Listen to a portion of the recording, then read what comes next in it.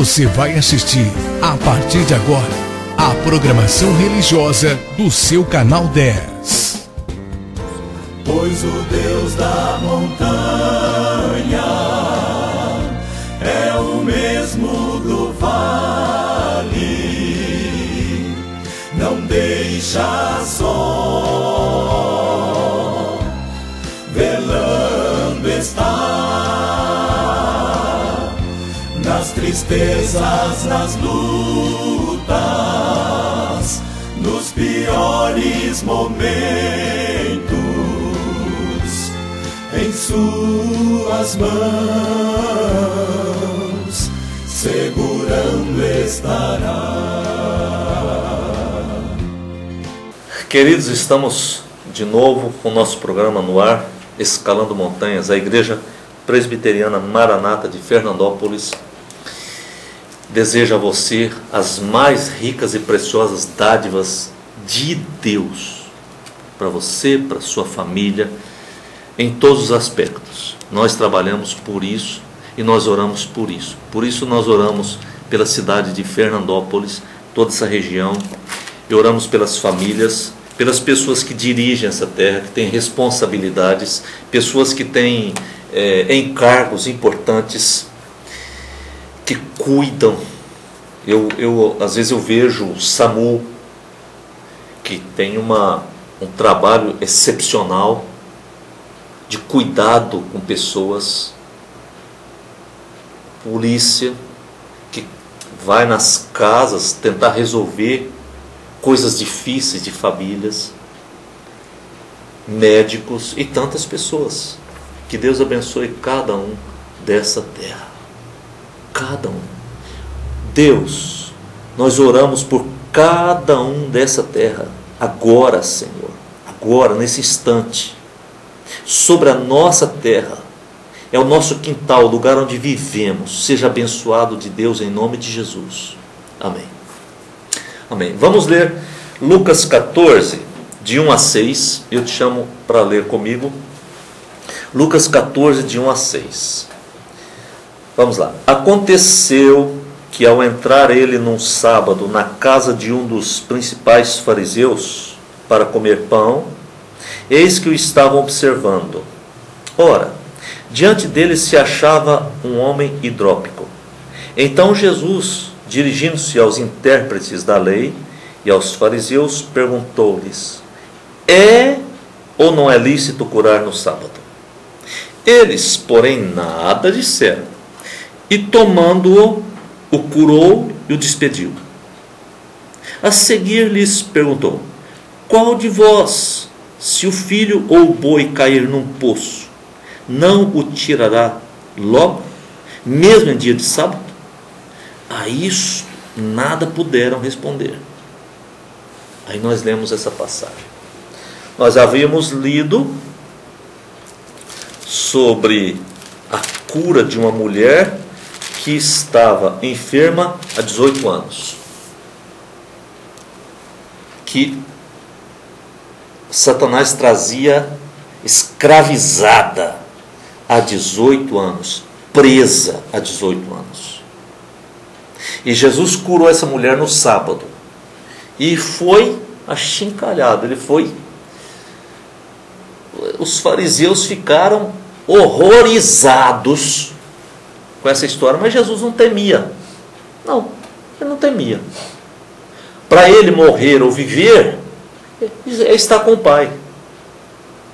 Ele preferia viver, porque a morte não é uma coisa, que gostoso morrer. Nosso Deus é o Deus da vida, o Deus da morte é o diabo.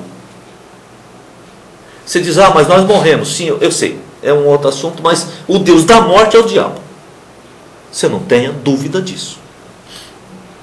Nosso Deus é o Deus da vida. Jesus disse que dá vida, e vida abundante, vida plena, vida de qualidade.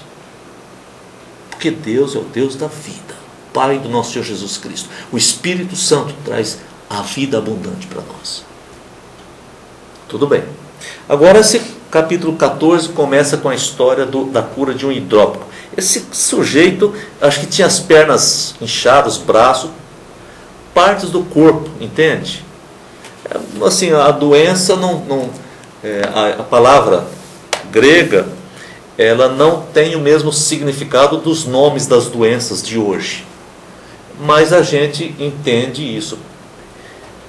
Elefantíase, por exemplo, é um nome específico de uma doença.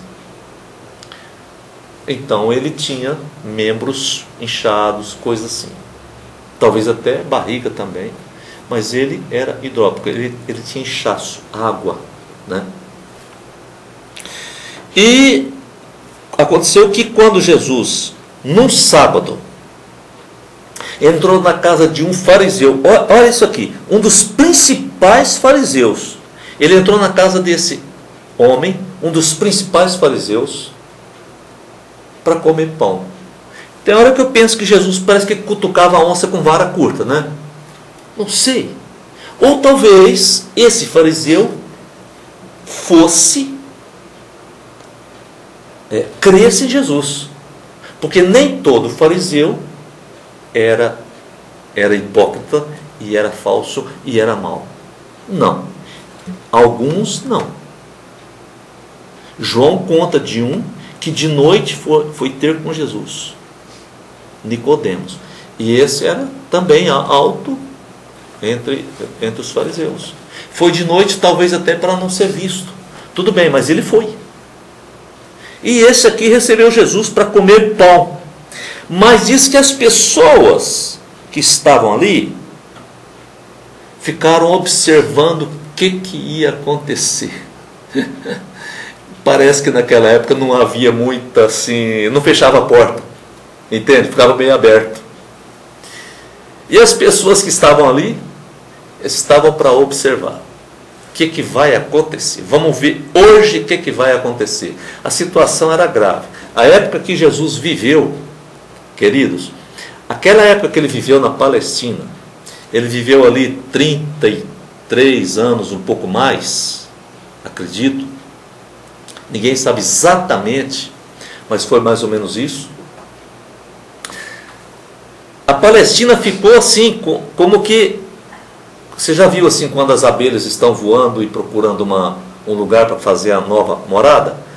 Tem abelha para tudo quanto é lado. Aquilo estava assim de demônios. E Jesus era o centro das coisas. Porque os demônios queriam matá-lo, mas ele não dava brecha. Os demônios queriam destruí-lo, mas ele não dava brecha, não tinha como pegá-lo. Então eles ficavam ali o tempo todo. Criando situações, tentando criar situações. Até que um dia conseguiram criar a situação. Tudo bem. Voltando aqui. No meio desses, achava-se esse homem hidrópico. Ele tinha uma enfermidade difícil.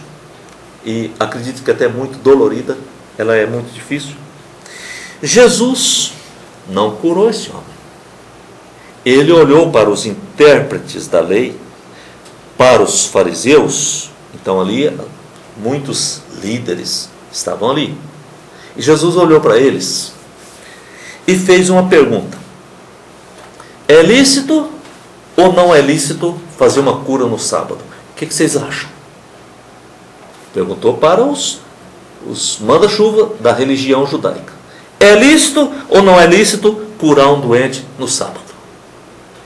Versículo 4 diz que eles nada responderam. Ficaram calados. Isso é próprio, né, de algum tipo de gente. Calados, não responderam nada. Então o que Jesus fez? Pegou na mão do hidrópico, curou o hidrópico e o despediu. Vai em paz, querido. Deus te abençoe. Está curado. E o homem foi em paz. Foi embora. Mas Jesus não ficou calado. Porque ele, às vezes, ele que pegava a ofensiva. De todo jeito ele ganhava. Era um negócio difícil. Eles queriam matá-lo mesmo por causa disso. Porque Jesus sempre ganhava. Versículo 5 diz que Jesus perguntou: qual de vocês aqui? Tem alguém aqui? Qual de vocês? Que se o seu boi, sábado, hein? Dia de sábado, seu boi cair no poço, você deixa ele morrer ou você chama os amigos e vai lá salvar o seu boi? que você faz? Vocês que estão aqui. E é dia de sábado. Vocês vão salvar o boi? Ou vocês vão deixar seu boi morrer? E se for seu filho que caiu num poço? Você vai salvar o filho ou vai deixar ele morrer? Não, hoje é sábado, eu não posso trabalhar. Entendeu? Entendeu como que é religião? Então eu prego para você Jesus. Porque religião é isso. Você não pode fazer isso, você não pode fazer aquilo, isso é proibido, aqui não pode, isso não pode, aqui não pode. Religião é isso. E eu não vou citar para você nenhum caso, pode, não sei o quê, porque eu acabo falando mal das religiões, não quero falar mal de ninguém. Cada um sabe o que faz e faz porque quer. É responsável. E a minha religião também tem isso. Eu não estou me colocando como o top, não. Eu sei que eu preciso de Deus, minha religião precisa de Deus. A religião faz isso. Obriga todo mundo a guardar o sábado. Mas se o filho dele cair numa cova e for morrer, ele corre lá, ele pula nessa cova também para salvar o filho. E não podia, porque não pode trabalhar. Aonde chega a religião? Por isso nós precisamos de Deus, querido. Muitas pessoas estão decepcionadas com a religião. Muitas pessoas no mundo inteiro decepcionadas com a religião por causa dessas coisas. Eu sei disso. Tá bom. Versículo 6. A isto nada puderam responder. Eles nunca podiam mesmo. Estava meditando aqui, me lembrei. Esse finalzinho do nosso programa. Vou lembrar disso. Aos 12 anos, Jesus se encontrava no templo. Lembra daquela passagem? Ele ficou no templo, seus pais viajaram. E depois, de horas, 24 horas, muito tempo depois, eles perceberam que Jesus não estava com eles. Voltaram para Jerusalém para ver se achava Jesus. Cadê esse menino? 12 anos, um pré-adolescente. Encontraram Jesus no templo, discutindo com fariseus, com os intérpretes da lei, com os doutores, aqueles que tinham passado por todo o processo de Talmidim e que tinham sido discipulados pelos mestres, pelos rabinos mais famosos. E Jesus, com 12 anos, sem ter sido Talmidim de ninguém, ele discutia e ganhava todas. E assim continuou, o Filho do Deus vivo. Eu quero te dizer que com ele você também ganha todas. É isso que eu quero te dizer. Com ele você não é derrotado, nunca será derrotado. Porque quem está com Jesus sempre está com a vitória. Você diz, mas eu vejo pessoas tão crentes, tão fervorosas, sofrendo várias coisas. Sabe, agora não vamos falar sobre isso, mas no mundo, Jesus disse, no mundo passais por aflições. Tem de bom ânimo, eu venci o mundo. Não pense que para ele foi tudo fácil.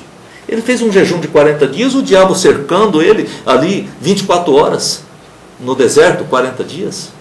Ele enfrentou todas as batalhas, ele não olhava para trás, ele não ficava olhando para os lados, para trás, tentando achar um atalho. Ele enfrentava, corajoso. Vitória não significa que você não tenha dificuldades. Vitória significa que o inimigo foi derrotado. Vitória é porque o inimigo foi derrotado. É isso. Somos vencedores e mais que vencedores. Por meio de Jesus. Então eu te chamo, venha Jesus. Hoje é seu dia, é um dia maravilhoso. Hoje é próprio. É um dia propício. Porque Jesus nos aguarda. A mim e a você. E Ele tem algo excepcional. A riqueza dele excede a compreensão humana. A riqueza dele é fantástica. Vamos orar e terminar? Obrigado, Deus, porque o Senhor tem para nós algo tão especial, que não se compara com nada deste mundo. Não se compara com nenhuma riqueza desse planeta, ou do espaço sideral, ou de alguma outra coisa que nós possamos imaginar. É maior. Obrigado por isso, Deus. É a nossa esperança. E nós colocamos essa esperança no teu Filho Jesus, em nome de quem oramos. Amém. Fique na paz, fique com Deus, até o próximo programa. Você assistiu aqui no seu canal 10, nossa programação religiosa. Amanhã estaremos de volta no mesmo horário. Muito obrigado pela sua audiência. Pois o Deus da montanha é o mesmo do vale, não deixa só, velando está nas tristezas, nas lutas, nos piores momentos. Em suas mãos segurando estará. Meu amigo que se acha no